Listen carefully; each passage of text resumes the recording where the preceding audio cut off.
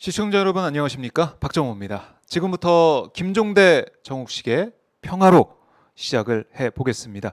자, 오늘은 정욱식 평화네트워크 대표님 나오셨습니다. 안녕하십니까? 네, 안녕하십니까. 네, 오늘도 저희 둘이서 네. 좀 진행을 좀 해봐야 되는데요. 다음엔 제가 빠지고 김종대 교수만 한번. 그럴까요? 네. 바꿔가면서 조를 바꿔가면서 해보도록 하는 것도 좋을 것 같고, 자, 그럼 저희가 시간이 이렇게 많지가 않기 때문에 바로 본 내용으로 좀 들어가 보도록 하겠습니다. 지금 뭐 북한에서 좀 조용하다라고 했는데 이번에 담화가 좀 이어서 나오고 있습니다. 특히 오늘 나온 내용 잠깐 먼저 볼까요? 최선희 외무성 제1부상이 담화를 발표했는데, 그러니까 미국이 2월 중순부터 뉴욕 등 여러 경로로 접촉을 해왔다. 그런데 북한의 입장은 미국의 이 대북 정책, 이게 적대시하는 그 정책이 처리가 돼야 우리가 뭔가 할 수 있지. 옛날 뭐 싱가포르, 하노이 같은 그런 기회 다시는 주지 않을 거다 이런 얘기를 했습니다. 네. 이런 담화 내용 좀 어떻게 보고 계십니까? 네, 뭐 예상됐던 내용이고요. 뭐 우리가 좀 이따 집중 탐구 시간에 네. 전략적 인내에 대해서 뭐 말씀을 나누겠지만 보통 이제 전략적 인내는 오바마 행정부 때 네. 미국의 대북 정책을 가리키는 표현이었어요. 네. 그래서 핵심적인 내용은 북한이 비핵화의 진정성을 보이지 않는 한 대화를 위한 대화를 하지 않겠다라는 게 핵심적인 내용이었어요. 네네. 근데 북한이 2019년 2월 하노이 노딜, 그다음에 6월 달에 판문점 번개팅 이런 것들이 이제 다 실패로 끝나면서 김정은 위원장이 2019년을 시한으로 못 박았잖아요. 미국의 네. 정책 변화를 지켜보겠다라고 하는 이제 시한으로 못 박았는데 그게 이제 가시적인 성과가 나오지 않자 2019년 연말부터는 좀 전략적 인내 기조로 돌아선 것이죠. 그 핵심적인 내용은 최선희 담화에서도 담긴 것처럼 네. 미국이 그 대북 적대시 정책을 처리하지 않는 한 북한은 일체 북미 접촉이나 대화에 임할 생각이 없다라는 입장을 재확인한 네. 것이죠. 적대시 정책 이게 뭐라고 좀 보십니까? 일단 그 북미 관계가 뭐 평화 관계는 아니잖아요. 네. 그러니까 네. 지금 이제 한반도가 이제 정전 체제에 있는데 이 정전 체제가 아직도 계속 유지가 되고 있는 상황이고, 네. 그다음에 이제 1948년 북한 정권 수립 이래로 70년이 훌쩍 70년이 지났지만 북미 간의 수교가 맺은 적이 한 번도 없어요. 그렇죠. 네, 한 번도 네. 없는 그런 어떤 매질 뻔은 했었죠. 뭐 얘기는 여러 차례 있었지만 예. 뭐 대부분 다 그 문 앞에 가서 발길을 돌리는 경우들이 다반사였죠. 네. 그리고 지금 그 북한이 미국 주도의 경제 제재를 굉장히 좀 심하게 받고 있잖아요. 예. 그래서 이제 경제 제재. 군사적 적대 관계, 네. 또 외교적 적대 관계, 네. 그다음에 이제 경제적 적대 관계 이런 것들을 통칭해서 북한이 적대시 정책이다라고 표현한다고 볼 수 있겠죠. 그러니까 그런 상황이 바뀌어야지만 뭐 대화를 할 수 있고 여러 가지 상황이 바뀔 수 있다. 이걸 다시 한번 천명을 한 건데 이 최선희 제1부상의 담화 그 전에 며칠 전에 나왔던 김여정 제1부부장의 이 담화 네. 이것도 좀 눈에 띄던데 우린 좀 3년 전 봄날을 좀 기대를 좀 하고 있었는데 그렇지 않을 가능성이 커 보이더라고요. 어떻게 보셨습니까? 그러니까 뭐 3년 전 봄날로 다시 돌아가기는 어려울 거다라고 이제 경고를 한 거죠. 네. 그 역시 뭐 예견된 반응이다라고 볼 수 예견됐다. 있겠죠. 예, 뭐 네. 굉장히 거칠고 좀 뭐 유감스럽고 굉장히 경직된 그런 내용을 담고 있지만 이게 이제 3월달에 한미 연합훈련 실시 여부가 이제 중대 변수였지 않습니까? 네. 그러니까 이미 이제 그 김정은 총비서가 1월달 8차 당대회에서 남측의 첨단 무기 도입과 미국과의 연합훈련 이걸 이제 근본 문제로 거론을 하면서 특히 이제 연합훈련이 중단되지 않는다고 한다면, 그죠? 예, 그렇다고 한다면 북한도 남한을 더 이상 상대할 의사가 없다라는 네. 그런 어떤 이제 의사를 밝힌 상황에서 3월 8일부터 한미 연합훈련이 시작이 됐고 네. 이거에 대해서 김여정이 강력하게 비난을 하면서 여러 가지 이제 대응 조치를 시사를 하고 나선 것이죠. 그러게요. 그러니까 대응 조치가 있는데 그 전에 이게 한미 연합훈련이 8일부터 시작이 됐잖아요. 네. 그런데 8일 시작됐을 때는 별다른 얘기 없다가 좀 진행되는 상황에서 이런 담화를 냈고 이게 뭐 미리 왜 이런 얘기를 안 하고 중간에 또 이런 담화를 냈을까 이런 생각도 들더라고요. 그게 이제 북한의 과거의 언행과는 좀 달라진 측면이죠. 그러니까 돌이켜 보면은 지금 남북 대화가 단절된 지가 2018년 12월 이후 이래로 28개월째 남북 대화가 일체 이루어지지 않고 있어요. 아, 그렇게 오래됐나요? 이게 아마 제 기억으로는 2000년 이래 처음일 겁니다. 이렇게 네. 장기간 남북 대화가 이루어지지 않고 있는 거. 이명박 박근혜 때도 이렇게 장기간 남북 대화가 없었던 때는 어, 없었거든요. 어. 네. 이제 그런 어떤 측면이 그 하나 있고, 네. 그다음에 작년 11월 미국 대선에서 바이든이 당선되지 않았습니까? 네. 바이든 당선 그리고 그 이전에 미국 대선 이때도 예를 들면 바이든이 김정은을 가리켜서 폭군이다 네. 이런 말을 했을 때도 과거 같으면 북한이 또 이제 막말로 대받아치기를 했었겠죠. 근데 일체의 반응들이 없었어요. 아. 예, 그러니까 바이든 당선 또 미국 대선까지 보면은 한 5개월 동안 미국에 대한 일체의 메시지가 없다가 이번에 이제 3월 15일 김여정의 담화, 네. 오늘 3월 18일 최선희의 담화 이런 부분들이 이제 그 나오고 있는 걸 볼 수 있는데 네, 네. 그거는 이제 일종의 좀 이제 한번 지켜보겠다라는 그런 의미도 좀 있었던 것이죠. 그러니까 김정은이 한미 연합 훈련 중단을 강력하게 요구를 한 그런 부분들이 한미 양국에 어떻게 반영이 될 것이냐 이런 부분들을 좀 지켜보다가 네. 한미 연합 훈련이 실시가 되고 그다음에 지금 그 토니 블링컨 국무장관과 그 로이드 오스틴 국방장관이 일본과 한국 순방에 나섰잖아요. 그렇죠. 그 시기를 맞춰가지고 네. 지금 대미 담화를 내놓고 있다라고 볼 수 있겠죠. 이제 이 2+2 뭐 회담도 오늘 진행이 오전에 됐고 11시 반에 결과가 발표될 거다. 기자회견이 예정돼 있는 상황인데요. 그 현장 저희가 오늘 대화를 나누다가 현장 그림이 들어오면 한번 같이 보는 시간도 마련하겠습니다.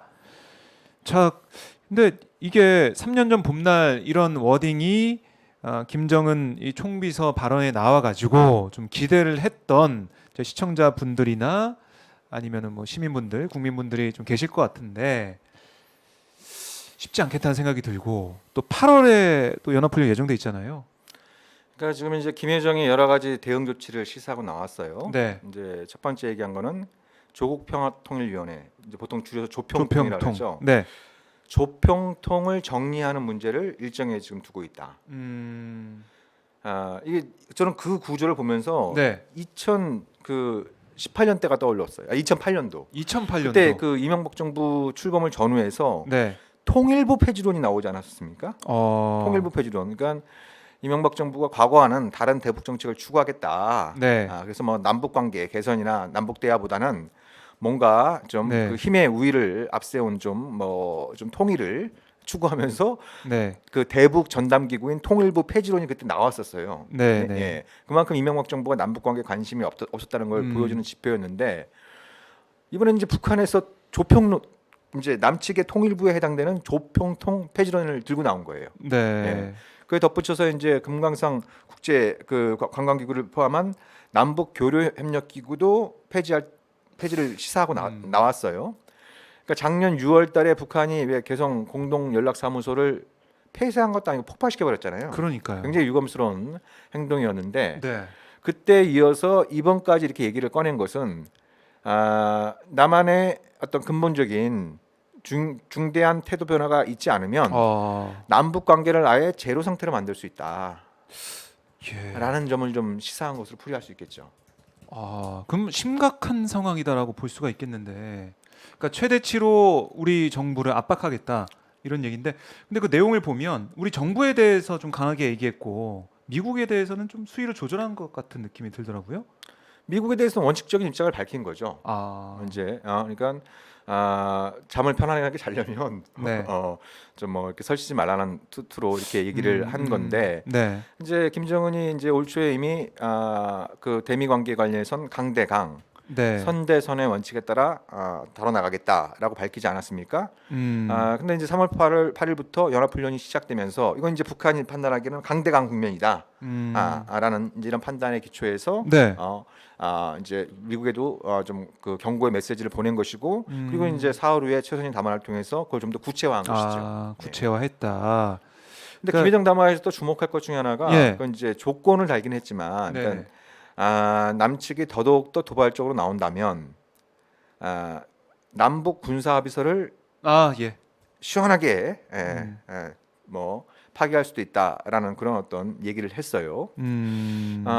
굉장히 우려되는 대목입니다. 그러니까 남북 관계가 단절된 상태에서 네. 그죠? 뭐 대화도 이루어지지 않고 뭐 교류 협력도 없는 이런 음. 상태가 굉장히 좀 유감스러운 상황이지만 네. 그래도 뭐 또 서로 안 건들고 그죠? 예, 그렇죠. 뭐 따로 좀 뭐 레드라인은 지내다가 그죠? 따로 안 지내다가 넘고. 다시 이제 좋은 기회가 만들어지면 네. 다시 대화하고 교류 협력할 수 있는 이런 부분들을 만드는 것이 굉장히 중요한데 근데 그 2018년 9월 남북 정상회담에서 합의된 9.19 군사 합의죠.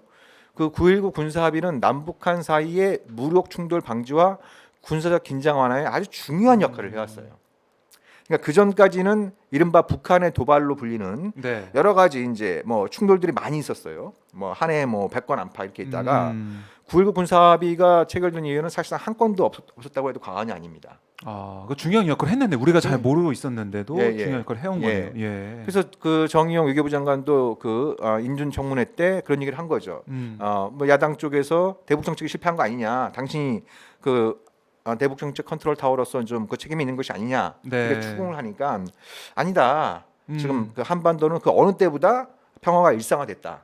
아, 평화의 일상화. 예. 그 발언에 담긴 것은 그만큼 군사 합의 네. 의 합의와 그 또 이제 상당 부분 이행을 통해서 남북 관계가 안정화됐다. 적어도 군사 문제에선 더 이상 충돌이나 갈등이 과거에 비해서 확연하게 줄어들었다. 네. 라는 점을 강조한 것이에요. 근데 김여정이 그걸 이제 파기 가능성을 시사한 겁니다. 예. 그것이 시사하는 바는 김여정이 또 그런 얘기를 했잖아요. 문재인 정부의 남은 임기 동안 얼마나 고통스럽고 힘들지 한번 뭐 지켜봐라. 이런 얘기를 한 건데 문재인 정부의 대북 정책에 대해서 뭐 다양한 각도에서 평가를 할 수 있겠지만 네. 그래도 제가 뽑는 최대의 성과는 9.19 군사합의예요. 음. 근데 이것마저 물거품이 되면 네. 문재인 정부의 대북 정책은 실패했다라고 하는 이제 얘기들이 많이 나오게 되겠죠.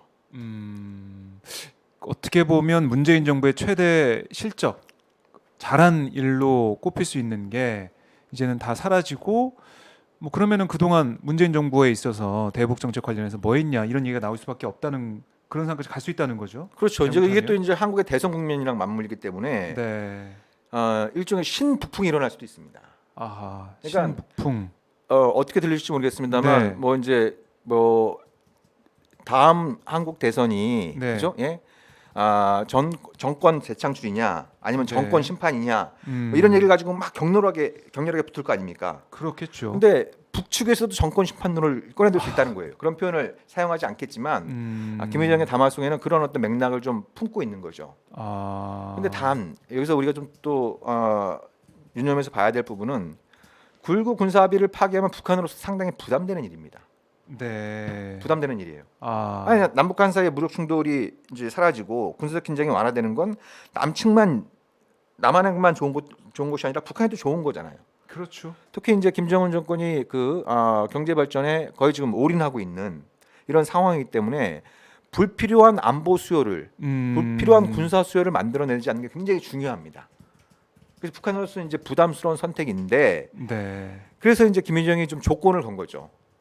더더욱 남측이 도발적으로 나온다면 이라는 조건을 건 겁니다. 그래서 이제 제가 좀 그 예상해 보기는 아마 8월달 그 한미 연합 훈련 실시 여부를 좀 북측에서는 예의주시하지 않을까. 그래서 만약 그 훈련이 실시가 되면 9.19 군사 합의 파기를 선언하는 이런 쪽으로 맞대응을 선택하지 않을까. 뭐 이렇게 좀 지금 예상해 볼 수 있는 것이죠. 그러니까 최후 통첩을 하고 이제 더더욱 도발적으로 나온다. 그러니까 이 말, 그러니까 8월에 한미 연합훈련 어떻게 하느냐 이걸 보고 결단 내릴 수도 있다. 네. 이런 말씀이신데. 물론 그 전도 될 수 있겠지만 그 전도 지금 될수 있겠지만, 상황에서는 이제 김여정이 네. 또 3월과 8월 군사 훈련을 꼭 집어서 아, 얘기를 한 부분이 있기 때문에 예. 아마 8월 군사 훈련이 남북 관계 한반도 정세에 또다시 아주 중대 분수령이 될 가능성이 높아지고 있는 것이죠. 참 글쎄요. 지금 우리 이 사회 약간 대북 문제에 대해 있어서는 이렇게 이제 관심이 많이 떨어져 있는 상황이라서 심각성을 잘 못 느낄 것 같은데 우리 정우식 대표님 말씀 들어보니까 좀 심각하다. 이게 잘못하면은 이게 북한과의 또 대결 국면으로 갈 수도 있겠다라는 생각이 드는데요. 김여정 부부장의 담화, 또 최선희 제1부상의 담화, 이게 지금 말씀하셨듯이 한미 외교장관, 국방장관이 만나서 회의를 하고 여러 가지 의견을 나누는 와중에 나왔단 말이죠. 네. 이게 또 시사하는 바가 있겠죠. 그 미국을 향해서 다시 시그널 보낸 거 아니겠습니까? 시간을 보낸 거죠. 그건 이제 최선희 담화를 통해서 네. 명확하게 드러난 거죠. 아하. 그러니까 그 미국의 새로운 행정부가 출범을 했으면 네. 북한은 좀 궁금할 거 아니에요. 그렇죠. 그죠? 예. 뭐 대북 정책을 재검토하고 있다는데 도대체 무슨 생각을 갖고 있는지. 네. 또 거꾸로 이제 바이든 행정부도 북한이 무슨 생각을 갖고 있는지 이게 궁금해서 이제 바이든 행정부가 여러 차례에 거쳐서 접촉을 시도했는데 네. 최선희가 그 담화를 통해서 확인을 해주면서 맞아 미국에서 접촉을 시도해왔다. 음. 근데 우리는 다 무시했다. 네. 그건 시간 낭비다. 아하. 라고 하는 이제 기조를 보여준 겁니다. 네. 그러니까 이제 특히 이제 한미 연합 훈련이 실시되기 하루 전날에도 미국이 접촉을 제의했다는 거잖아요. 최선희 담화에 따르면. 그러니까요. 예. 그러니까 그 일단 김정은이 분명히 입장을 밝힌 것처럼 한미 연합 훈련과 같은 대결과 대화는 양립할 수 없다. 그래서 거기에 담긴 메시지는 문재인 정부가 남은 임기 동안 남북 관계를 회복시킬 의지가 있는지, 또 새롭게 출범한 바이든 행정부가 또 북한과 새로운 어떤 대화 협상의 문을 열 의사가 있는지, 그런 분위기를 조성할 의사가 있는지, 네. 그거에 대한 풍향계로 한미 연합 훈련 실시 여부를 삼은 거예요. 예. 근데 이 훈련은 훈련대로 하고 접촉은 접촉대로 하고. 네. 그럼 북한의 기본 원칙인 대결과 대화는 양립할 수 없다라는 걸 스스로 지키지 않는 셈이 되니까 이제 그런 측면에서 미국에 또 한국에 강력한 메시지를 보낸 거죠. 굉장히 유감스럽고 그 경직된 건 분명합니다. 그리고 굉장히 우려스러운 것도 맞아요. 예. 북한의 이런 이번에 나온 담화 또 그전에 일련의 움직임들. 그렇지만 우리가 그 뭐 3년 전 봄날이 또 유행어가 되고 있지만 네. 우리가 3년 전을 돌이켜 보면, 그죠? 3년 전을 돌이켜 보면 그때 뭐 세 차례 남북 정상회담도 있었고 사상 최초의 북미 정상회담도 있었고. 그때 그 그렇잖아요. 감격스러움 잊을 수가 없습니다. 그때 국내외에서 김정은의 리더십에 대해서 굉장히 긍정적으로 평가하는 목소리들이 많이 있었잖아요. 네. 그렇죠? 긍정적으로 평가하는 목소리들이 많이 있었단 말이에요. 근데 왜 지금 이러느냐? 원래 그런 사람이냐? 뭐 우리가 위장 평화쇼에 넘어간 거냐? 네. 네? 뭐 여러 가지 진단을 할 수 있습니다. 여러 가지 진단을 할 수 있는데 제가 뭐 북한하고 이제 접촉할 수 있는 기회 자체가 너무 오랫동안 살아서 그런 얘기할 기회가 없습니다만, 네. 뭐 이 방송을 북측에서 보는지 모르겠습니다만, 제가 북측의 담화를 보면서 그런 유감스러운 생각이 드는 거예요. 제가 이제 그걸 표현한 게 자성의 불균형이다. 이게 무슨 말씀이냐면 김정은이 보면은 뭐 작년 열병식 때도 뭐 경제적으로 너무 어렵고 그 뭐 또 코로나 19에 또 제재 자연재해까지 막 겹치면서 네, 힘들었죠. 인민들의 고통이 막 가중되는 상황에서 군인들과 인민들이 막 나서가지고 그걸 막 복구하는 이런 모습들을 보면서 한편으로는 미안하고 고맙고 그러면서 막 눈물도 흘렸고. 네. 그리고 올해 1월에 당대회에선 경제정책 실패를 자인하지 않았습니까? 그죠? 예. 그래서 그 굉장히 솔직한 리더십이 화제가 됐어요. 네? 그렇죠. 예. 네. 자기가 잘못한 부분은 깨끗하게 인정을 하고 사과를 하는. 모류의 그런 지도자가 아니라는 아니다라고 것을 하는 인정한 걸. 거죠. 예, 네, 네. 예. 그 중에 그 대내 정책에 있어서는 나는 무오류의 신이 아니다. 라는 걸 얘기를 하면서 네. 대외 정책, 특히 대남 정책과 대미 정책에 있어서는 그 잘못된 원인을 다 미국 탓, 다 남한 탓으로 돌리고 있다는 거예요. 그러니까 이게 이제 자성의 불균형을 이루고 있는 거죠. 불균형이다. 예, 그런 예, 면에서. 불균형을 이루고 있는 네. 이런 부분인데, 물론 저도 뭐 이 방송을 통해서 여러 차례 얘기한 것처럼 미국의 대북 정책에 대해 상당히 비판적입니다. 문재인 정부의 대북 정책에 대해서 상당히 비판적이에요. 네. 예. 그렇지만 북한도 분명히 잘못한 부분이 있거든요. 반성을 해야 될 부분이 있거든요.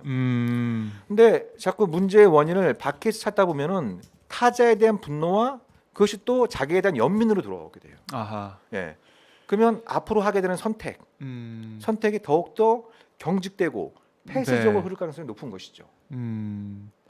그러니까 조금만 이 상대방의 입장을 배려해주고 역지사지를 해주면, 그렇죠. 그러니까 한미연합훈련 얘기하고 있는데 물론 북한의 입장에서 보면은 굉장한 압박이고 이거를 용인해 준다면 북한 쪽에서는 계속해서 한미 간의 군사훈련이 소규모라도 계속 일어나고 그게 반복되고 이렇게 된다면 또 위협으로 다가올 수 있기 때문에 한미연합훈련에 좀 민감하게 반응하고 있고 또 군사 합의도 있었기 때문에 거기에 대해서 네. 그렇게 주장할 수밖에 없는 부분도 있겠지만 또 네. 한미 간에 보면 최소화하고 코로나 때문에 하는 걸 수도 있지만 최소화하면서 네. 우리 입장에서는 좀 조심한다고 하는 것 같거든요. 그런데도 이게 잘 안 맞는 거 보니까 서로의 입장만 너무나 내세우면서 결국 대결 구도로 가는 게 아닌가. 아마 시청자분들은 이런 아쉬움이 있으실 것 같아요. 그러니까 그게 보여주는 게 네. 신뢰가 거의 무너졌다는 걸 보여주는 거예요. 아, 신뢰가 무너졌다. 양측에 신뢰가 좀 있으면 네. 신뢰가 좀 쌓이는 국면에 가면 네. 예를 들면 그 한미 연합훈련을 축소해서 실시를 하면 북쪽에서는 그걸 한미 양국의 성의 표시로 받아들일 수 있죠. 아, 예, 그죠? 예, 성의 표시. 예. 그런 적이 있어요. 예를 들면 2018년 그 이제 평창 올림픽 때문에 연기됐던 네. 그죠? 예, 그때 키르졸브 또 독수리 훈련 이걸 갖다 4월달에 실시를 했거든요. 네. 그때 일체 반발이 없었어요. 아, 그 전에 남북 정상회담 하기로 하고 그죠? 또 북미 정상회담 하기로 하고 네. 이러면서 이제 정상회담을 앞두고 있는 이런 시점에서 김정은이 양해를 한 거죠. 네. 이해를 해준 겁니다. 음, 그러니까 관계가 좋을 때는 관계를 좀 잘 만들어 보자라고 하는 생각이 좀 강할 때는 네. 그런 것들을 좀 그 이해하고 양해할 수 있는 이런 여지들이 만들어지는 부분들이 있는데 네. 관계가 전반적으로 악화되고 이제 쌓아왔던 신뢰들이 막 무너지고 서로에 네. 대한 실망, 분노 이런 것들이 막 증오심 이런 것들이 강해지면 상대방이 좀 예를 들면 연합훈련을 좀 작게 해서 훈련대로 좀 작게 하더라도 그 이후에 좀 분위기 반전을 시도하고자 하는 네. 이런 움직임조차 이게 이제 성이 안 차는 거죠. 아, 그래서 이번에 김여정은 더 세게 나온 거예요. 뭐 50명, 100명 모이는 자기들은 규모 관계없이 모든 한미연합훈련을 반대한다. 아, 더 세게 나온 거예요, 과거보다. 참, 이게 이제 안타깝지만 네. 남북 관계와 북미 관계 현실을 잘 보여주고 있는 겁니다. 그렇네요. 그 이게 이렇게 된 데에는 남북미 3자가 공의 책임이 있다. 공의 책임이 있다. 아, 이 3년 전 봄날이 정말 그립다라는 그런 말밖에 안 나오는데, 자, 어쨌든 이제 바이든 행정부가 들어서서 지금 새로운 대북 정책 이거를 지금 짜고 있는 상황이죠. 다 이제 다 검토하고 있다라고 했지 않습니까? 그래서 네. 그 중에 어떤 정책 기조로 갈지는 한번 봐야 될 것 같은데, 글쎄요. 제가 볼 때는 뭔가 바뀔 만한 게 획기적인 게 있을까라는 그런 회의적인 생각도 좀 들고 있는데, 그러면 이번 담화가 한미 외교 국방장관 회담 앞두고 나왔는데요. 이 담화나 뭐 이 최선희 제일부상의 이런 메시지 이런 것들이 오늘 오전에 있었던 그 회의, 뭐 이따가 잠시 뒤에 5분 정도 뒤에는 기자회견 통해서 한번 들어볼 텐데 어떤 영향을 좀 줬을 거라고 예상을 하십니까? 그러니까 지금 이제 문재인 정부, 우리 정부 쪽에서는 좀 바이든 행정부를 향해서 네. 북한과의 대화 의지를 좀 강력하게 좀 표해달라라고 요구를 하려고 했겠죠. 네. 근데 지금 미국 국무장관과 국방장관이 순방하기에 앞서서 미국 고위 관료가 미국 언론을 흘렸잖아요. 야, 우리가 북한하고 접촉을 제의했는데 북한이 다 거절하더라. 아, 그렇죠. 예. 예. 그죠? 예. 네. 그리고 그걸 딱 최순희가 또 나와고 확인을 해줬어요. 담화를 통해서 확인을 해줬어요. 네. 적대 정책의 처리가 있지 않는 한 뭐 일체 접촉이나 대화에도 응하지 않겠다. 그러니까 우리 정부가 바이든 행정부를 상대로 얘기하고자 하는 핵심 메시지를 네. 북한이 걷어쳐버린 거예요. 일단 걷어쳐버린 거예요. 그렇게 볼 수도 있겠네요. 그런 뭐 논의를 해보고 그럴 여지가 없이 네. 바로 오늘 이 회담 전에 바로 그렇게 얘기해 버리면서 그리고 또 최선희 담화에서 주목할 게 그런 거예요.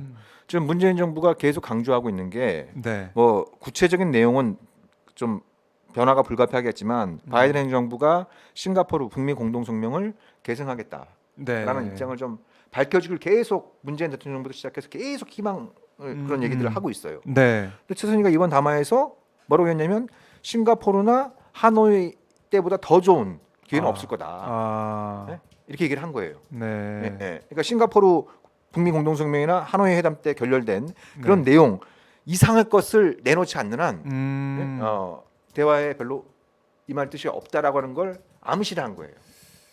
그러니까 방위비 분담금도 대폭적으로만 인상해주고 막 이러면서 미국의 그 재검토에 들어간 대북 정책을 좀 긍정적인 방향으로 유도하고자 했던 문재인 정부의 외교적인 시도가 네. 상당히 좀 어려움에 봉착할 가능성이 높아진 거죠. 아니 이런 메시지를 내놓는 게 글쎄요. 이 북미 대화나 남북 관계 개선에 도움이 안 될 것 같은데 제가 볼 때는 북한이 좀 세게 나왔네요. 세게 나왔고 세게 나왔죠. 예, 예. 거기에 대해서 뭐 한미가 아유 좀 무섭네 이러면서 좀 수그러들고 갈 수도 없는 거 아니겠습니까? 여기서? 그렇죠. 그러니까 과거에는 네. 대화를 하기 위해서 여러 가지 신경전이 벌어졌어요. 여러 가지 신경전이 벌어졌어요. 근데 북한이 명확히 내놓는 메시지는 대화를 위한 대화엔 더 이상 흥미가 없다는 거예요. 자기들 뭐 없는 살림에 네. 없는 살림에 막 시간 내고 비용 들어가면서 대화 지금까지 많이 해봤는데 음. 얻은 게 아무것도 없다. 네. 약속한 것도 제대로 지켜진 게 없다. 음. 그래서 한국이든 미국이든 대북 적대 정책을 철회하는 걸 보여줘야 대화에 나오겠다는 거예요. 행동을 먼저 보여줘라. 그렇죠. 아. 그 행동의 일체적인 지표로 삼았던 게 한미 연합 훈련이었던 거죠. 근데 지금 이제는 3월에 지나간 거고요. 네. 한미 이 연합훈련이 진행이 됐고 그러면 정말 볼 수 있는 게 8월 그때까지는 그래도 시간이 좀 있다라고 우리가 판단이 될까요? 그러면 그때까지는 그때 뭐 태도 변화를 우리가 한미 상에서 만들어낸다면 적대시 정책이 8월 보니까 한미 연합훈련이 정말 축소가 됐다. 축소가 아직 안 될래나요? 아예 안 해야 되나요? 어쨌든 그런 여러 가지 성의 표시를 한다 그러면 북한이 좀 행동 변화를 할 수 있는 여지가 있을까요? 그러니까 뭐 김정은 정권이 정확히 어떤 생각을 갖고 있는지 모르겠어요. 네. 그렇지만 뭐 제 주관적인 그냥 느낌적인 느낌적인 느낌. 느낌적인 느낌을 네. 볼 때는 네. 김정은도 이게 원하는 바는 아닐 겁니다. 일종의 플랜 A가 있고, 그죠? 네. 예, 플랜 B가 있을 수 있는 거죠. 그죠? 예, 플랜 A는 2018년에 시도했던, 그죠? 네. 남북 정상회담, 북미 정상회담을 통해서 자기들의 경제 발전에 유리한 대외적인 환경을 만들어내고, 그죠? 그다음에 수십 년 동안 이루어지지 못했던 정전 체제 평화 체제로 대체하고, 네. 그다음에 핵무기와 핵기업이 없는 평화의 터전. 이것은 북한의 핵포기뿐만 아니라 미국의 대북 핵기업도 해결되는 이런 것까지 포함되는 거거든요. 그러니까 네. 그런 부분들을 시도하면서 본인이 나름대로 이제 여러 가지 청사진을 그렸겠죠. 그게 일종의 플랜 A라고 한다면 플랜 A가 좀 황망한 결과로 끝났다라고 하는 네. 자체적인 평가에 기초해서 이제 일종의 플랜 B. 플랜 B. 너희들 하고 싶은 대로 해라. 우리는 우리 식대로 살겠다. 내부의 뭐 결속이나 아니면 예. 내부 뭐 발전 경제적인 그런 잘못된 것들을 고쳐 나가면서 우리대로 살고 있겠다 뭐 이런 거 아니겠습니까? 그렇죠. 그러니까 최선희 담화에서도 그런 내용이 나오잖아요. 네. 미국한테 제재하려면 해라. 제재 장난질 계속 해라. 우리가 다 받아주겠다. 과거에는 제재에 대해서 북한이 맹비난을 가했잖아요. 그렇죠. 맹비난을 가했었단 말이에요. 네, 그렇죠? 말폭탄. 예, 예. 엄청나게 비난을 가하고 한편으로는 막 그 협박도 하고 한편으로 읍소도 하고 예? 예. 제재 때문에 못 살겠다. 네. 뭐 그런 호소를 막 했었단 말이에요. 근데 이게 이제 그 참담한 일종의 희망 고문으로 끝났다라고 판단을 하니까 네. 1월달에 김정은이 그렇게 얘기를 했잖아요. 아니 더 이상 제재 해결에 연연하지 말고 오히려 네, 네. 자력갱생과 자급자정을 강화할 수 있는 절호의 기회를 삼자. 제재에 고통스러워하고 그거에 연민을 느끼기보단 오히려 이걸 자기 힘을 강화시키는 기회로 삼자. 전화위복의 네. 기회로 삼자. 이렇게 얘기를 한 거예요. 음. 그리고 최선희 담화에서 이걸 거듭 확인한 겁니다. 음. 그 내용이 지금 북한이 플랜 A에서 좌절한 북한이 일종의 플랜 B를 선택한 거지만 저의 느낌적인 느낌은 네. 북한이 그래도 여전히 바라고 있는 바는 플랜 A 쪽이다. 근데 플랜 A가 실패로 돌아갔다고 판단하기 때문에 네. 한미 양국의 어지간한 태도 변화가 있지 않으면 토라진 김정은의 마음을 다시 되돌리기는 쉽지 않다. 이렇게 볼 수 있는 거죠. 알겠습니다. 지금 11시 반에 한미 이 장관들 공동 기자회견 좀 예정이 돼 있었는데 아직은 그림이 좀 안 들어오고 있습니다. 안 들어오고 있고 그럼 저희가 현안에 대해서 이 정도 얘기하고 이따가 기자회견 들어보고 더 말씀을 나눠보는 걸로 하고요. 저희가 이제 2부 순서에는 좀 공부하는 시간을 갖고 있습니다. 한미 관계, 뭐 남북 관계, 외교적인 관계에 있어서 여러 가지 역사적인 사안들을 짚어보고 또 우리가 잘 모르는 단어부터 해가지고 다 공부를 좀 하고 있는데요. 2부 오늘 순서 가지고 오신 이 내용이 바로 전략적 인내입니다. 전략적 인내. 이거 좀 옛날에 많이 들어봤던 단어 같아요. 오바마 행정부 때 유행했던 단어였고 유행했던 단어. 한때 사라졌다가 요즘 다시 좀 요즘 다시. 얘기하고 아니, 제가 예. 예, 그러니까 바이든 행정부가 오바마 행정부의 대북 정책을 계승할 것이다. 이게 하나의 우려 아니었습니까? 네. 전략적 인내로 가는 게 아니냐 네. 이런 얘기가 있어서 전략적 인내라는 단어가 말씀하신 것처럼 다시 등장을 했는데, 그럼 이 오바마 행정부 때 등장했던 이 전략적 인내, 이게 그때 처음 등장한 건가요? 아니면은 전략적 인내라는 개념이 있었는데 오바마 행정부 때 그걸 좀 강화하고 띄우면서 주목을 받은 건가요? 그래서 제가 자료를 찾아보니까 네. 그 오바마 행정부의 대북 정책 관련해서 전략적 인내라는 표현이 처음 나왔던 게 언제였냐면 2009년 연말이었어요. 그해 12월에 미국의 대북 정책 특별 대표인 스티븐 보즈워즈가 평양을 방문해서 네. 김계관 외무성 부상을 만났죠. 음. 그래서 그때 보즈워즈가 북한한테 육자담에 복귀해달라라고 네. 요구를 했는데 음. 북한의 반응은 아직 여전히 좀 우리는 불만이 있다. 그래서 그 육자회담 복귀도 한번 검토는 하겠지만 당장 약속할 수는 없다. 이런 취지로 이제 답변을 한 거예요. 네. 그래서 그걸 보고받은 당시 국무장관이었던 힐러리 클린턴이 우리는 전략적 인내를 가질 필요가 있다. 스트래티직 페이션스를 가질 필요가 있다. 그때 처음 등장한 겁니다. 그때는 어떤 뜻이었냐면 네. 계속 그 미국은 북한한테 육자회담에 복귀해라 네. 라고 요구를 했는데 북한은 계속 주저하고 있는 거예요. 음. 그래서 미국을 비롯한 육자회담 참가국들이 인내심을 가질 필요가 있다. 네. 북한을 한편으로는 압박하고 북한을 한편으로 설득하면서 네. 북한이 육자회담에 복귀할 때까지 인내심을 가질 필요가 있다라는 취지였어요. 뭐 좀 들어보면 네. 인내심 가지고 기다리자, 네. 복귀하면 다시 논의하자, 네, 뭐 네. 이런 건데. 네. 근데 왜 이렇게 전략적 인내에 대한 이미지가 좀 나빠졌다? 예. 좀 이렇게 볼 수가 있을까요? 그게 아주 중요한 포인트입니다. 네. 결론부터 말씀드렸던 북한이 대화에 나올 때까지 인내심을 갖고 기다리겠다는 전략적 인내가 네. 2010년을 거치면서 오히려 북한이 대화하자고 했거든요. 육자회담에 무조건적으로 복귀할 의사가 있다라고 했는데 거꾸로 오바마 행정부가 우린 대화를 위한 대화에 흥미 없다. 네. 북한이 대화에 나오려면 뭐예요? 비핵화의 진정성을 보여야 된다. 네. 그전에는 미국이 무조건적인 육자회담 재개를 촉구했다가 네. 북한이 오히려 주저했었는데 2010년 들어서 북한이 그래 오케이 우리 나갈게 했는데 네. 미국이 조건을 걸기 시작한 거예요. 그럼 반칙 아닙니까? 그러니까 그게 왜 그런 거냐? 네. 그게 왜 그런 거냐? 이게 중요한 거예요. 원래 계획대로 했으면 김계관이 2010년 3월이나 4월달에 워싱턴을 방문할 계획이었어요. 그러니까 보조즈의 평양 방문에 대한 답방 형식으로 네. 워싱턴을 방문할 계획이었어요. 그래서 북미 간의 물밑 표적이 막 일어나고 있었어요. 네. 그래서 김계관이 워싱턴에 방문하면 북미 양측이 육자회담 재개에 합의하는 그런 어떤 가능성들이 타진되고 있었어요. 그렇죠. 그러니까 네. 뭔가 선물로 줄 것, 그러니까 네. 뭐 결론 낼 걸 가지고 가는 거잖아요. 네, 그냥 네, 가는 게 네. 아니라. 네. 근데 그때 2010년 3월 26일 날 천안함이 침몰한 사건이 발생합니다. 천안함이 침몰한 사건이 발생합니다. 예. 예. 그게 또 하나의 또 분기점이 될 수가 있겠네요. 예. 그래서 처음에 오바마 행정부는 이걸 북한의 소행으로 몰고 가는 거에 대해서 상당히 신중했었어요. 북한의 소행으로 몰고 가는 거에 대해서 상당히 신중했고 그다음에 김계관의 답방을 추진하는 쪽으로 가닥을 잡고 있었는데 이거에 대해서 이명박 정부가 굉장히 강력하게 반발을 했죠.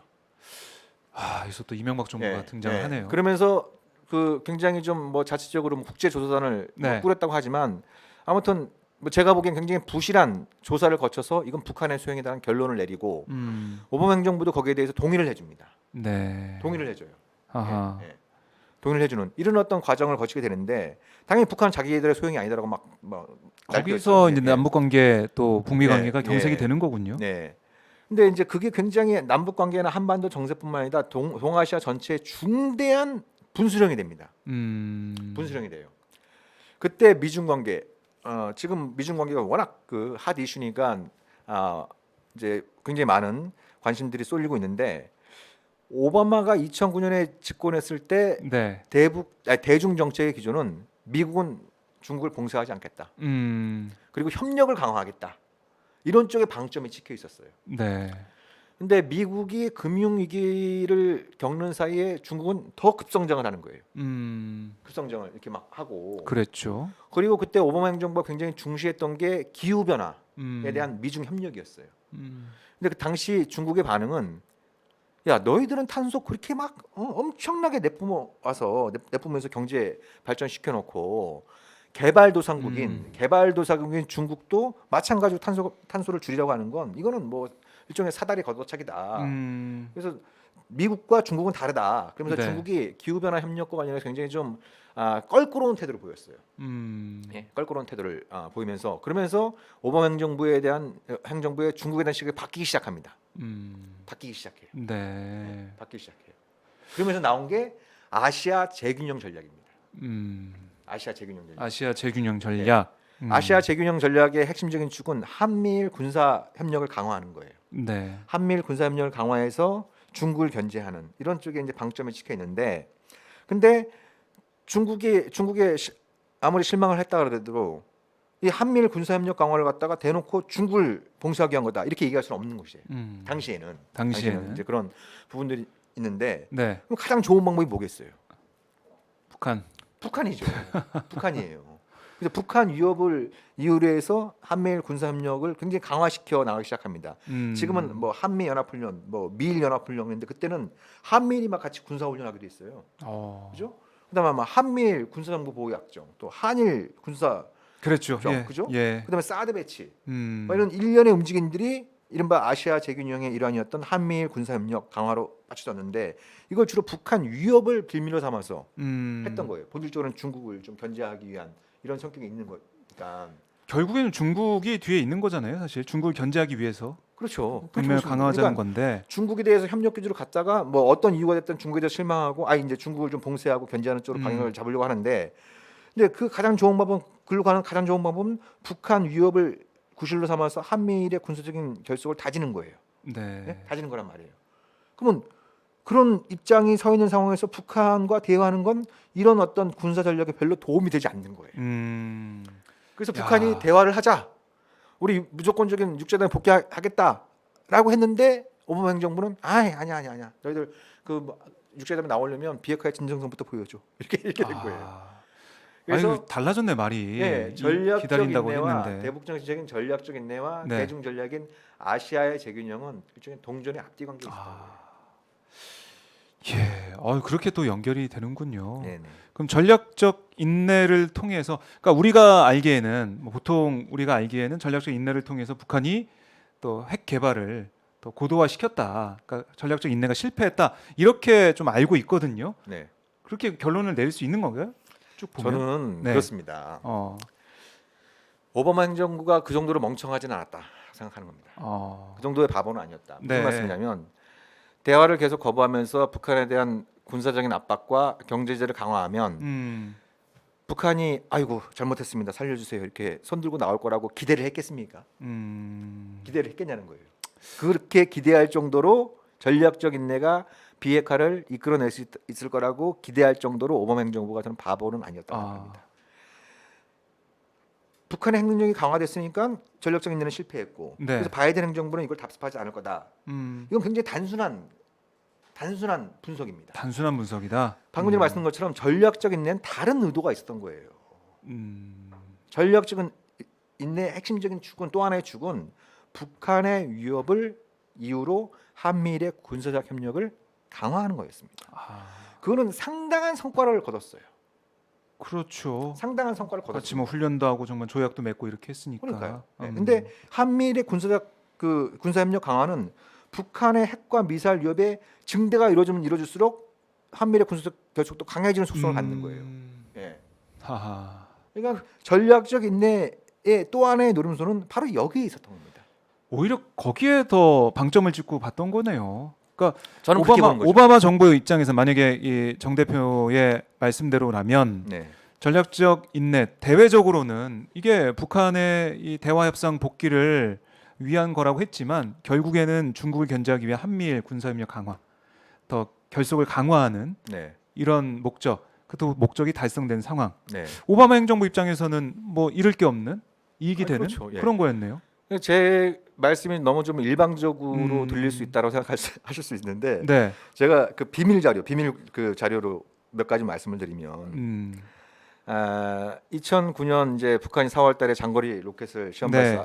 발사하고 또 5월달에 핵실험도 하고 그러지 않았습니까? 네. 그래서 7월달에 한미일 국방 관계자들이 도쿄에서 모여요. 도쿄에서 모였을 때 그때 주일 미군 사령관이 뭐라고 얘기했냐면 굿찬스, 좋은 기회다.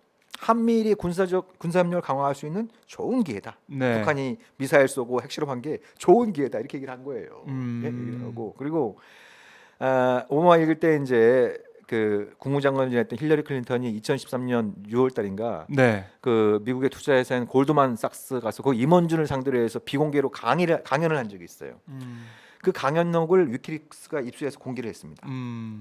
보니까 그런 내용이 나와요. 예, 이제 핵심적인 내용, 그 힐러리가 핵심적인 내용은 북한이 간혹 문제를 일으켜주면 우리한테도 이롭다. 네. 거기까지 좀 정리해 보고요. 지금 기자회견 현장 그림이 들어오고 있기 때문에 네네. 이 현장을 좀 보고 와서 정리를 해보도록 하겠습니다. 기자 각 두 분씩의 질의응답 시간을 갖겠습니다. 그러면 먼저 정의용 외교장관께서 말씀하시겠습니다. 예, 안녕하십니까. 블링켄 국무장관, 오스틴 국방장관, 서욱 국방장관과 함께 이 자리에 서게 된 것을 기쁘게 생각합니다.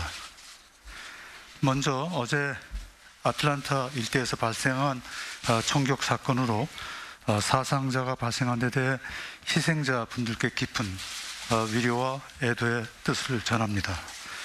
희생된 분들 중에는 한국계도 계신 것으로 확인되었습니다. 우리 정부도 재외 동포의 안전을 위해서 높은 관심을 갖고 상황을 예의주시하고 있습니다. 미국 국민들께도 각별한 애도의 뜻을 표합니다.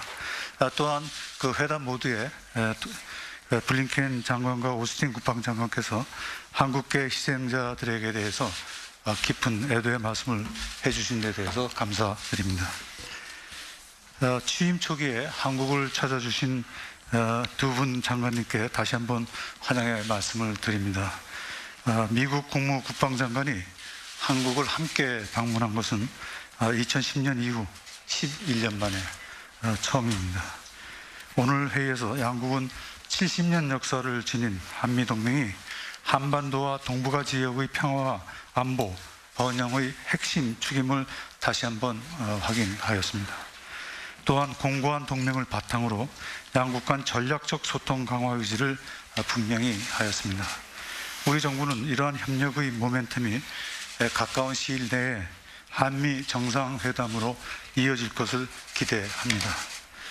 양국 외교 국방장관들은 범세계적인 위협의 증대 속에서 동맹의 힘과 단합의 중요성에 대해 전적으로 공감하였습니다. 이러한 공동인식을 바탕으로 동맹 현안에 대한 협의를 강화하고 다양한 분야에서 상호 보완적이고 미래지향적인 협력을 확대해 나가기로 하였습니다. 조금 전 진행된 한미 방위비 분담 협정 가성명식은 양국 간 오랜 현안을 해결함으로써 한미 동맹의 굳건함을 재확인한 것입니다. 다음으로 양국은 한반도 문제에 있어 세 가지 큰 공감대를 확인하였습니다. 첫째, 북핵 문제는 시급한 사안이며 양국 간 긴밀한 공조가 무엇보다도 중요하다는 점을 재확인했습니다. 둘째, 북핵 문제의 평화적 해결을 위해서 굳건한 안보 기반 위에 최선의 외교적 노력을 다하기로 하였습니다. 마지막으로 미국의 대북 정책 검토 과정은 물론 이행 과정에서도 완전히 조율된 전략을 바탕으로 긴밀히 공조해 나가기로 했습니다. 한미 양국은 앞으로도 한반도 평화 프로세스의 진전을 위해 계속 협력해 나갈 것입니다. 한편 양국은 영내 평화와 안보 번영을 위해 한미일 3국 간 호혜적이고 미래지향적인 협력을 지속하기로 하였습니다. 또 우리의 신남방 정책과 연계 협력을 통해 인태 지역의 공동 안정과 번영을 도모해 나가기로 했습니다. 기후 변화와 코로나19와 같은 전 인류에 대한 위협에 대해서도 한미 동맹을 기반으로 함께 대응해 나가기로 하였습니다. 아울러 우리 네 장관들은 오늘 회의를 통해 2+2 장관 회의의 효용성을 재확인하고 이를 지속적으로 개최해 나가기로 하였습니다. 오늘 회의에서는 우리는 한미가 함께할 때 가장 강력함을 다시 한번 확인하였습니다. 양국은 민주주의, 인권, 법치 등 공동의 가치와 신뢰에 기반하여 양국 최고의 자산인 한미 동맹을 보다 건전하고 호혜적이며 포괄적으로 그리고 시대의 요구에 부응하도록 발전시켜 나가기로 하였습니다. 이상입니다. 감사합니다, 장관님. 이어서 블링컨 국무장관께서 말씀하시겠습니다. Well, good morning, everyone. 네, 안녕하십니까. Mr. Minister, we 그리고 thank you. 정의용 외교부 장관님께는 저희를 이렇게 맞아주셔서 감사합니다. 함께하게 되어서 큰 영광으로 생각합니다. 그리고 이 자리에 함께해 주신 두 국방장관님께도 함께하게 되어 굉장히 영광이라는 말씀드리겠습니다.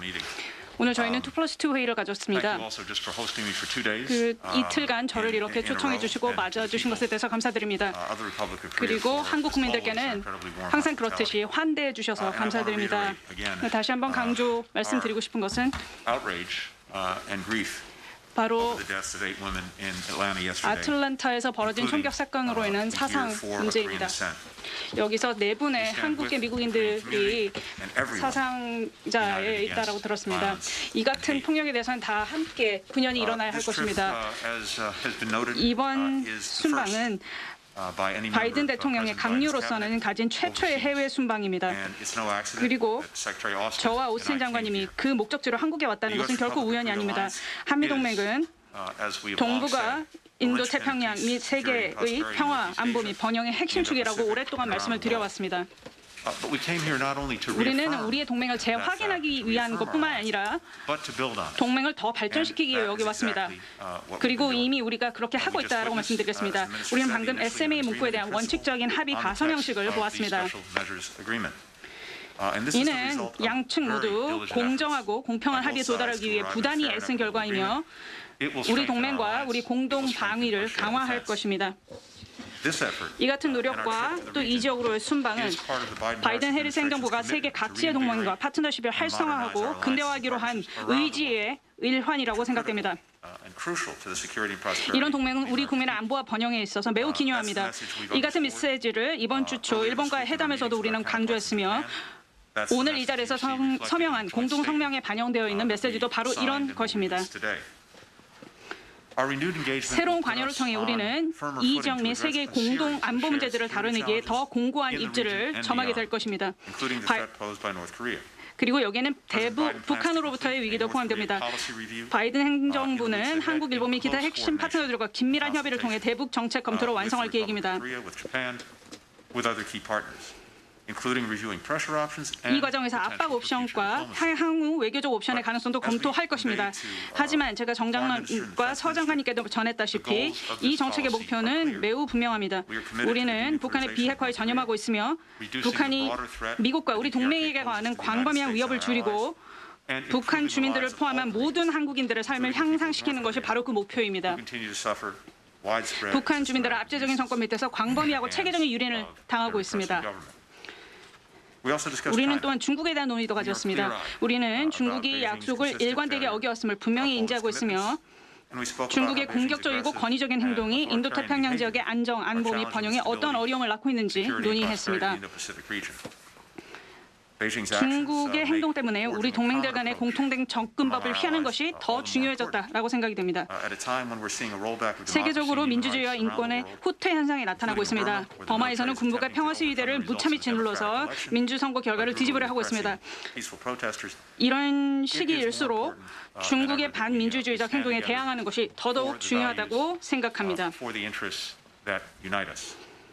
그리고 이를 통해 우리는 함께합니다. 그리고 우리는 또한 국경을 초월한 다양한 문제들을 다뤘습니다. 사이버 보안, 보건안보, 기후변화 등의 문제를 다루었습니다. 우리 양국 간 동맹이 맺어졌을 때 이런 위협들은 존재하지도 않았던 것들이었지만 지금은 주요한 사안입니다. 그리고 우리는 함께 특히 미국, 한국, 일본 3국 협력을 통해 이 위협을 다루어 나갈 것입니다. While our diplomacy and 우리의 security 외교 및 ties are 안보 동맹은 ironclad, 철통같이 단단하지만 I think, 한미 it's also 관계의 very 그 clear 깊이는 that the US-ROK 그 이상이다라는 것이 relationship 분명해졌다고 goes even 생각합니다. deeper than that. It's rooted in 우리 mutual 동맹은 trust, 상호 신뢰, 공동의 가치, 깊이 맞물린 경제적인 이해관계, 수세대에 걸친 가족 및 지역사회 관계, generations 그리고 of family and 가장 community 어렵고 힘든 ties, 시기에 and having one another's back. 서로에게 든든한 힘이 주어졌던 경험에 뿌리를 두고 있습니다. That's what we saw, 우리는 in the 이런 early days 모습을 of the 팬데믹의 pandemic, 초기에 보았습니다. when the 그 당시 Republic of 한국은 Korea 미국에 donated 2 million 200만 개의 face 마스크를 masks to our 보내서 우리의 country. 심각한 마스크난을 타개할 수 있도록 도와주었습니다. 이 중 50만 개의 마스크가 미 보훈처에 보내졌습니다. 이는 즉 70년 전 한국민들과 어깨를 나란히 하고 싸운 미국의 참전 용사들이 한국이 기부한 마스크를 차고 덕분에 치명적인 바이러스로부터 보호를 받을 수 있었다는 바로 그 의미입니다. 이것이야말로 진정한 동맹의 모습이 아닐까 합니다. 감사합니다. 여러분의 질문을 기대합니다. 이 자리에 함께하게 되어서 기쁘게 생각합니다. 감사합니다, 장관님. 이어서 서욱 국방장관께서 말씀하겠습니다.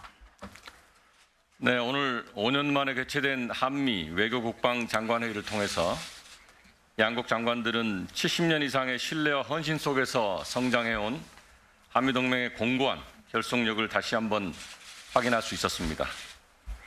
또한 한미동맹이 한미 상호 방위 조약에 기반하여 강력한 연합방위 태세를 유지하고 있음을 평가하고 대한민국 방어를 위한 미국의 연합방위와 확장 억제에 대한 공약을 재확인하였습니다. 동맹의 준비 태세에 대한 평가와 함께 그간의 양국 간 공동의 노력을 통해 전작권 전환 조건 충족에 상당한 진전이 있었음을 평가하고 전작권 전환을 위해 양국 간 협의를 지속해 나가기로 하였습니다. 한미 양국 장관들은 한반도의 완전한 비핵화와 항구적 평화 정착이라는 공동의 목표를 달성하기 위해 긴밀히 소통하며 협력을 지속해 나가기로 합의하였습니다.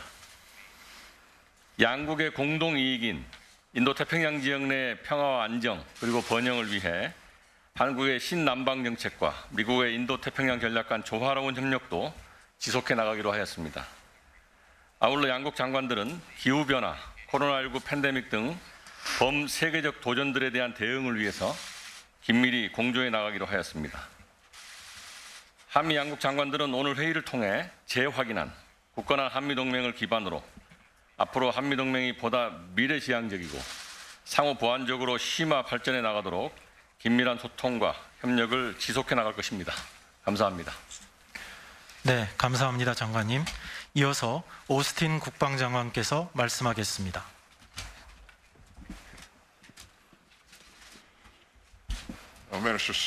서욱 장관님, 정의용 장관님, 블링컨 장관님, 여러분과 서울에 함께 모일 수 있어 영광입니다.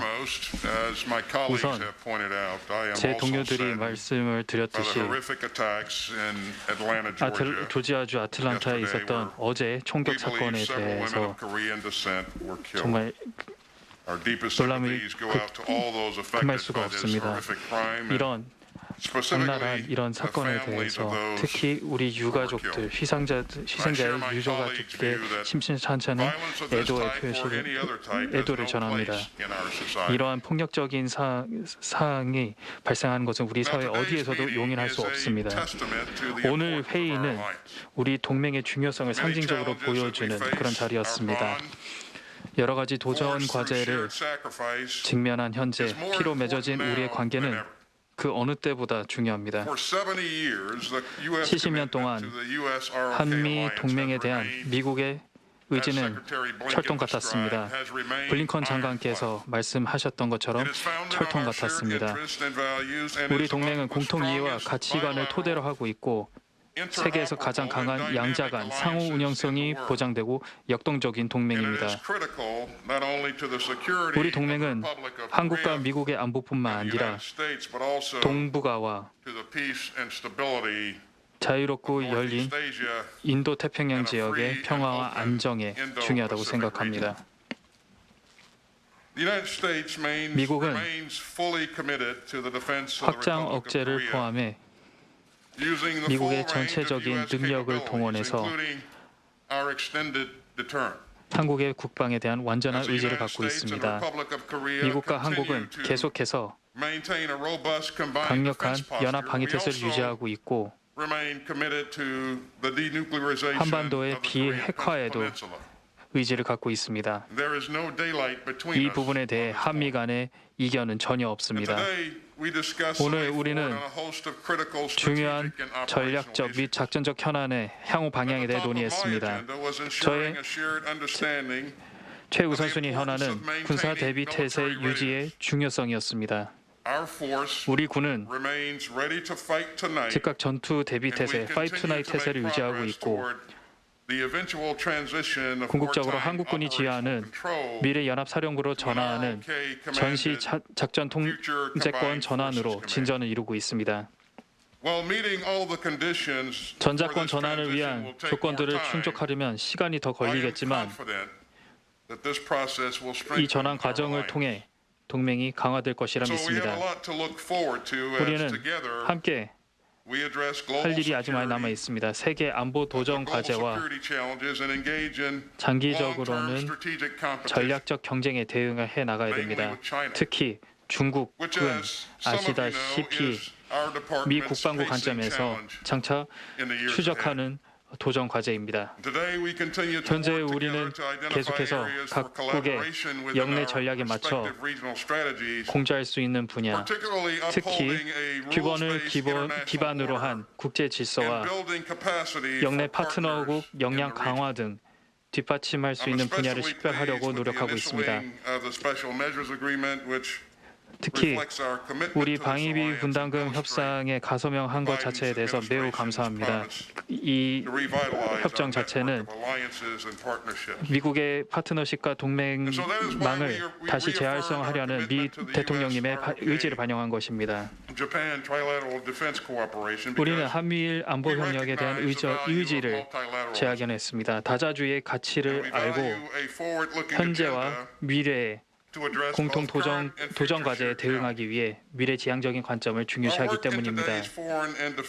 오늘 외교 국방장관 회의는 강력한 연합 방위 태세로 뒷받침한 민주주의와 동맹 및 파트너국 간에 긴밀히 협력함으로써 모든 도전 과제를 극복하고 그 어떤 경쟁 상대도 앞지를 수 있다는 우리의 믿음을 반영했습니다.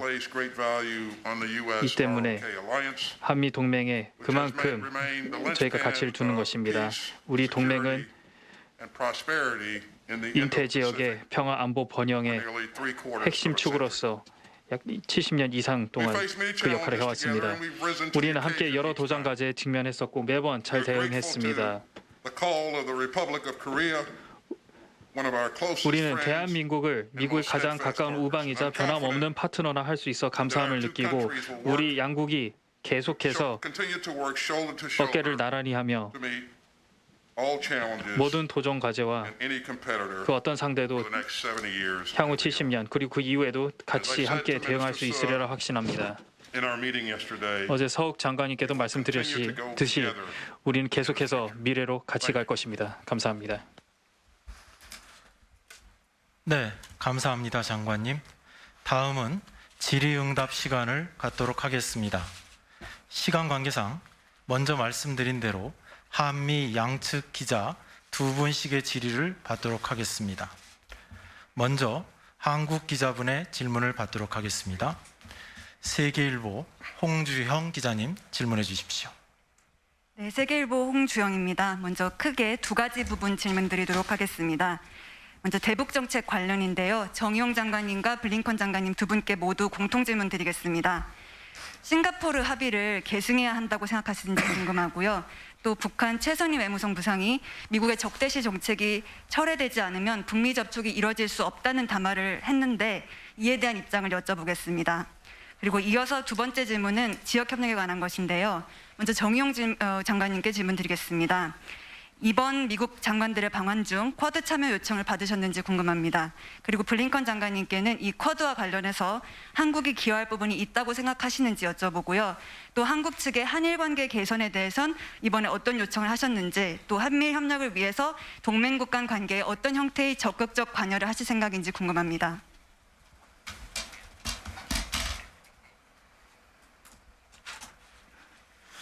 예, 제가 먼저 답변하겠습니다. You want to respond first, Tony? No? Please. Okay. 대북 정책과 관련해서는 싱가포르 합의는 우리 정부가 볼 때는 앞으로 북미 관계 개선, 또 한반도에서의 평화 정착, 또 비핵화 문제 해결이라고 하는 기본적인 원칙들을 확인한 것이기 때문에 현 단계에서도 충분히 우리가 고려를 해야 된다 하는 게 우리 정부의 입장입니다. 최선희 외무성 제1부상이 오늘 아침에 김여정 부부장의 3월 16일 담화에 이어서 연이은 담화를 발표한 데 주목하고 있습니다. 북한이 미국의 대북 정책 검토 과정에서 한미 간의 고위급 협의가 진행되고 있는 것을 매우 긴밀히 주시하고 있는 것을 반증하는 것이라고 일단 보여집니다. 한미 외교 국방 장관 회기에 북한 나름의 방식으로 우리와 미국에 어떠한 메시지를 보내는 것이 아닌가 이렇게 일단 평가를 합니다. 오늘 이러한 의도에 대해서도 간략히 논의를 했습니다만 한미 양국은 계속 이 분야에 있어서도 공조를 해나가기로 했습니다. 우리 정부는 바이든 미 신행정부의 대북 접촉 노력을 계속 지지하고 북미 간의 비핵화를 위한 협상이 조속히 재개되기를 희망합니다. 이번 미국 국무국방장관 방한 시 코드에 관한 직접적인 논의는 없었습니다. 다만 우리의 신남방 정책과 미국의 인태 전략이 어떻게 공조해서 공동의 목표를 달성할 수 있는지에 대한 여러 가지 방안에 관해서 협의를 했습니다. 우리 정부는 저희가 수차 말씀드렸습니다만 포용성, 개방성, 투명성, 또 우리의 협력 원칙에 부합한다면, 또 우리의 국익에 맞는다면, 지역 글로벌의 또 평화 번영에 기여한다면 어떠한 이 협의체와도 협력이 가능하다 하는 입장을 지키고 있습니다.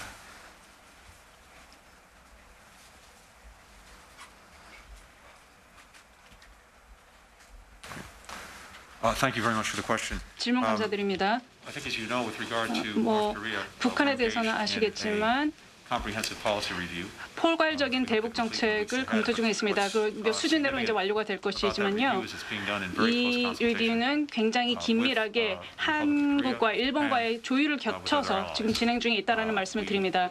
Have a shared concern, 이미 공동의 어떤 우려 사항이 있고 공동의 이해관계가 있습니다. effective and coordinated 그리고 policy 굉장히 and proceeding 효과적으로 정책을 조율할 수 있는 이런 부분이 있다라고 생각합니다. 그리고 미국에 대한 그리고 동맹에 대한 위협을 감축시키기 위해 노력하고 있습니다. 이것은 북한의 미사일이나 핵무기로 인한 위협을 줄이기 위해 노력하고 있고 in North Korea. 북한 주민들의 삶을 개선하기 위해 노력하고 있습니다. 그리고 이 지역 내 주민들의 삶을 개선하기 위해 노력을 하고 있습니다. 이 부분에 대해서는 As we complete, 계속해서 한국과 긴밀하게 조율을 해나갈 것입니다.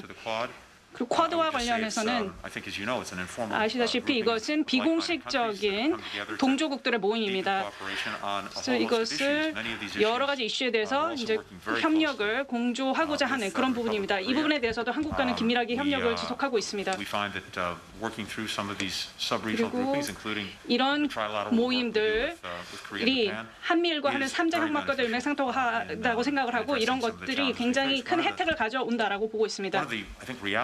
그리고 한 가지 지금 우리가 당면하고 있는 그 현실은 이 모든 이슈들을 다 고려해야 되고 이런 것들이 우리의 삶에 영향을 준다는 것입니다. 이것이 뭐 신기술이건 팬데믹이든 이런 다양한 것들이 모두에게 영향을 미치고 있고 어느 한 국가만이 다뤄낼 수 있는 문제가 아니라는 것입니다.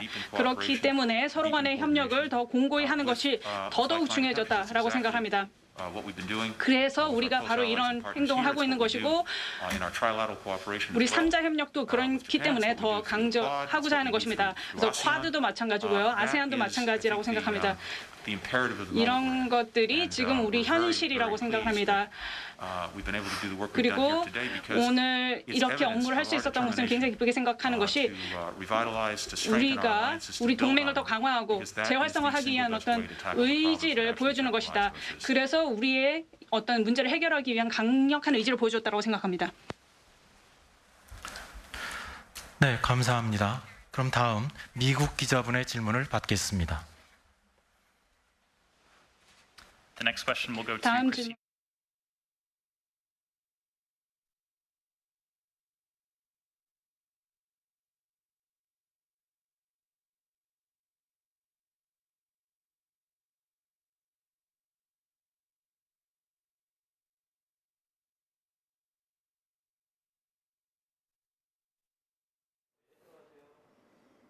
네, 지금까지 한미 외교 국방장관 회의 이 공동 성명 기자회견 현장 함께 하셨는데요. 대표님 좀 어떻게 보셨습니까? 뭐 새로운 내용 아니면 빠진 내용 이런 게 좀 있었나요? 예, 뭐 소문나는 잔치에 먹을 거 없고. 그럼 11년 만에 그 네. 두 장관이 국무 또 국방장관이 함께 온다라서 많은 사람들이 좀 주목하고 했고 또 바이든 행정부 출범 이후에 이렇게 우리와 협의를 하면서 어떤 메시지가 나올까라고 생각을 해봤는데 좀 일단 말씀하셨네요. 예, 그 블링컨 장관과 정의용 장관 사이 약간의 좀 이견 이런 부분들을 확인할 수 있는 부분이 네, 싱가포르 북미 공동 성명을 개정할 뜻이 있느냐는 질문에 대해 정의용 장관은 그 유용성을 좀 강조를 했잖아요. 네, 맞습니다. 근데 블링컨 장관은 일체 답을 안 했습니다. 음. 예, 이제 계속 재검토 중이다. 네, 한미일이 긴밀하게 재검토 아하. 중이다라는 말로 대신한 거죠. 네, 예, 그래서 사실 그 뭐 원칙적인 방향, 기본적인 방향일 수 있는 부분조차도 블링컨이 흔쾌히 싱가포르 북미 공동 성명을 계승할 뜻을 밝히지 않았다라고 하는 부분은 좀 양측의 이견이 네, 존재함을 갖다가 간접적으로 보여준 것이다라는 생각이 들고요. 그리고 거의 역대 모든 뭐 한미 정상회담이든 외교장관 회담이든 이런 데서 이제 단골 메뉴로 들어갔던 것이 한반도 문제 혹은 한반도 비핵화를 대화 협상을 통해서 평화적으로 해결한다라는 것이 가장 기본적인 원칙인데 그 표현을 어디에서도 찾아볼 수 없습니다. 그죠? 정영 장관의 발언에서도 네. 또 블링컨의 발언에서도 혹은 양국 국방장관의 발언에서도 대화 협상을 통해서 평화적인 해결을 추구하겠다는 내용이 없다라는 게 과거에는 거의 매번 들어가던 내용이 이번에 사라졌다라고 하는 게 또 눈에 예. 띄는 대목인 것 같아요. 그렇다면 바이든 행정부에서 이 대북 정책이나 이 북미 관계가 생각보다 좀 잘 안 풀릴 수도 있겠다 이런 느낌도 좀 드네요. 어떻습니까? 굉장히 비관적입니다. 비관적이다. 저 개인적으로는 굉장히 좀 비관적이고 이건 뭐 상당 부분 예측 가능한 부분이었고 네, 그래서 뭐 방위분담금 협상 그 타결 관련해서도 공정하고 공평한 분담이라고 얘기했지만 말도 안 되는 얘기잖아요. 사실 그 택도 없이 그냥 너무 많이 올려주고 있는 이런 어떤 상황인데 국방부에 연동시키고 또 네네. 네, 네. 그걸 통해서 뭔가 미국의 대북 정책을 좀 긍정적인 방향으로 네, 유도할 수 있지 않겠느냐라는 좀 희망 섞인 관측들이 좀 존재했는데 일단 지금까지 나온 내용으로 볼 때는 그런 건 거의 없다. 네, 거의 없다. 이런 그 생각이 들고요. 네. 그래서 우리가 아까 그 말씀 나누다 말았던 그 전략적 인내. 네. 바이든 행정부가 전략적 인내라는 표현을 쓸 가능성은 없죠. 예, 그렇게 썼다가 욕 바가지로 먹는 거니까. 그렇겠죠. 예. 네. 그래서 저는 내용적으로는 그걸 오히려 더 강화하는 형태로 갈 가능성이 저는 더 높아 보인다. 그러니까 계속 강조하고 있는 게 대북 정책이 그걸 재검토하고 있다. 네. 그 대북 정책 자체에 대한 구체적인 내용은 없어요. 그렇죠? 아직까지는 없어요. 아직까지는 네. 없죠. 하다못해 대화를 하겠다 이런 내용도 없어요. 그렇지만 북한에 점증하는 핵과 미사일 위협에 대처해서 한미일의 군사 협력을 강화하는 건 계속 얘기를 하고 있어요. 그죠? 네. 이런 얘기를 하고 있다라고 하는 부분은 아까 제가 그 오바마 행정부 때 전략적 인내가 뭐 이게 대북 정책으로 한정해서 보는 시각들이 있지만 그것보다는 오히려 한미일의 북한의 위협을 이유로 한미일의 군사적 결속을 다지는 네. 그런 쪽에 방점이 찍혀 있었다고 말씀을 드렸는데 바이든 행정부 들어서는 그런 추세가 더 강화될 가능성이 높다. 그래서 이것이 앞으로 지금 문재인 정부의 남은 임기, 예. 그다음에 그 차기 정부에 상당한 그 부담으로 작용할 가능성이 높다. 이렇게 볼 수 있겠죠. 전략적 인내에 대한 비판이 있었는데 전략적 인내 전략으로 돌아갈까봐 우려가 있었는데 오히려 그것보다 더 악화가 될 수 있다. 왜냐하면 북한도 전략적 인내를 선택하고 있거든요. 네. 예? 하하. 북한도 전략적 인내를 선택하고 있으니까 예. 이게 서로 굉장히 전략적 어디서도 인내만 하다가 예, 예. 북한식 전략적 인내와 바이든의 전략적 인내 2.0이 만나는 2.0. 예, 네. 그래서 뭔가 평화의 기운보다는 교착 상태가 장기화되거나 아니면 그 사이사이에 이제 긴장이 고조되는 이런 네. 어떤 상황들이 장기화될 가능성이 지금으로선 상당히 높다. 라는 것이죠. 그리고 어제부터 계속 강조하는 게 장관들이 강조하는 게 중국에 대한 위협이란 말이죠. 네. 중국이 인권을 뭐 탄압하고 그 민주주의를 해치고 있다 이런 식의 비판을 좀 하고 있어서 네, 네. 연결시켜 보면 중국에 대한 비판 또 전략적 인내 이 얘기는 결국에는 중국을 견제하기 위한 또 한미일 동맹 강화나 군사적 협력 강화 그쪽으로 또 가게 되는 수순이 아닌가 하는 생각도 드네요. 네, 그런 부분이 있죠. 그러니까 블링컨도 지금 오늘 기자회견에서 그런 얘기를 했지만 네. 한국에 쿼드 참여를 요청했냐? 예. 라는 질문에 대해서 그 확답을 피하면서 음. 쿼드는 비공식 회의체라고 강조를 했어요. 네. 예. 그러니까 지금은 언론에서 온통 그 쿼드에 좀 초점을 맞추는 그 분위기들이 만들어지고 있는데 한국의 쿼드 참여 문제는 사실상 상징성의 의미가 강한 겁니다. 상징성의 의미가 강한 거죠. 왜냐하면 비공식 협의체이기 때문에 아직까지는. 네. 반면에 한미일 군사 협력 강화는 그 실체가 있는 거예요. 그래서 제가 느끼기에는 바이든 행정부가 일종의 그 성동격서, 네. 쿼드 쪽을 많이 얘기를 하지만 아하. 한국이 이걸 쉽게 참여를 결정할 수가 없잖아요. 예. 예, 뭐 국내 여론도 있고 특히 이제 중국과의 관계도 있는 거니까 이게 이제 정영 장관도 강조한 것처럼 이게 국익의 특실 여부를 따져봐야 되는 문제잖아요. 네. 따져봐야 되는 이런 어떤 그 복잡한 문제이기 때문에 쉽게 한국이 여기에 쿼드에 참여할 거라고 미국도 기대하지 않을 거예요. 대신 한미일 협력 강화, 특히 군사 협력은 강화하자. 네. 쿼드를 띄워놓고 한미일 군사 협력을 좀 밀어붙이는 하하. 이런 쪽의 어떤 그 이제 의도가 이번 2+2 회담에서도 좀 명확히 드러나고 있다라고 네. 볼 수 있는 거죠. 그러니까 뭐 북한에 대해서도 아니 북핵 위협이 북핵 문제가 심각해지고 있는 거 다 아는 얘기입니다. 그렇죠. 다 아는 얘기예요. 네. 그렇잖아요. 예. 북한 인권 문제가 좋지 않다는 거 다 아는 얘기입니다. 네. 다 아는 얘기를 강조하는 의도가 뭐냐? 음. 그거를 근거로 삼아서 대북 강경책을 복원하고 강화시키는 방향으로 간다고 한다면 그러면 북핵 문제는 더 악화되고 북한 인권도 개선될 희망이 더 줄어들게 되겠죠. 네. 그렇지 않습니까? 그러니까 문제가 심각하다는 것과 그 문제를 푸는 방식은 좀 구분해서 볼 필요가 있어요. 그러니까 대표적인 게 예를 들면 경제 제재 문제인 거죠. 네. 경제 제재. 예. 그러니까 많은 사람들은 그 북한의 긍정적인 조치에 맞게 또 경제 제재 자체가 이름에서도 나타나는 것처럼 경제적으로 제재하는 거잖아요. 경제적으로 북한의 제재를 가하면 북한의 경제가 어려워질 거 아닙니까? 북한의 경제가 어려워지면 북한의 인민들도 어려워질 거 아니에요. 고달파질 거 아닙니까? 네. 예?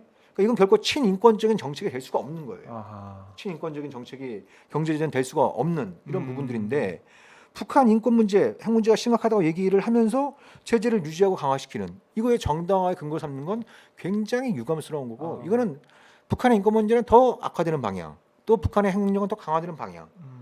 그걸 모르지 않을 거라는 겁니다. 지금까지의 결과 자체가 그렇게 나와왔기 때문에 그걸 모르지 않을 텐데 그런 얘기를 반복하면서 군사적인 압박 또 경제 제재 강화 이런 쪽에 방점을 찍고 있는 건 바이든 행정부도 다른 노림수가 있다. 그건 결국 그 북한을 구실로 삼아서 중국을 겨누겠다라는 그런 의도가 제가 보기엔 분명히 지고 있다고 보여지는 것이죠. 네. 저희 뭐 댓글을 보면 김태형님께서 중국을 배척하는 미국, 일본 국방을 위해 오늘의 한미 회의를 하고 있다. 뭐 이런 말씀도 하고 계시고 DY 정님께서는 미국은 북핵을 빌미로 중국을 위협할 수 있는 협약과 중거리 미사일 이걸 한국에 강요하고 있다. 그러므로 미국은 북한의 핵 포기를 진정을 원하는지 의문스럽다. 이런 말씀도 하고 계십니다. 자, 참 우리가 이 외교 또 국방의 이면을 좀 볼 수 있는 또 오늘 시간이었는데 전략적 인내 그 숨어 있는 진정한 의미 이것도 저희가 한번 추론을 해보고 분석을 해봤습니다. 네. 아니, 저는 이제 요즘 제가 좀 얼굴이 좀 빨갛잖아요. 그러게요. 왜 그러세요? 살짝 이제 좀 이게 좀 이게 좀 이탈이 돼야 되는데 분리를 해야 되는데 네.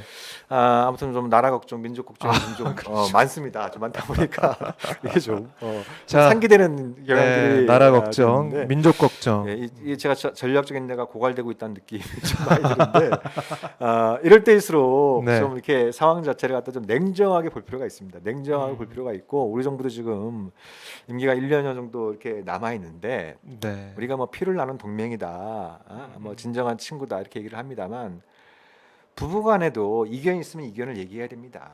때로는 얼굴을 붉히기도 하고 언성이 높아지더라도 네. 갖고 있는 이견, 존재하는 이견, 갖고 있는 불만을 갖다가 그냥 마음속에 담아두면 그게 병이 되는 거예요.